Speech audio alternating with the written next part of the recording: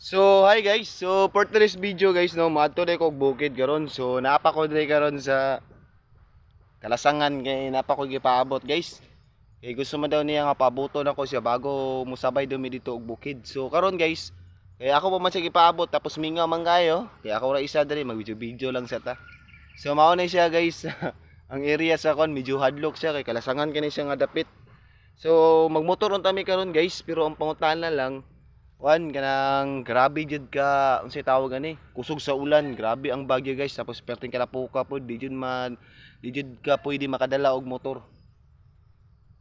Kita pa lang nyo daan guys, so lapo kayo guys, grabe perting lapuka jud siya.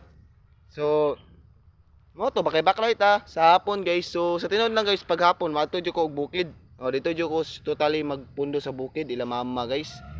So namay mo sabay dito pa atong bukid guys, pabuton sa nako tong kauban ako. Mabot asa pa to ron.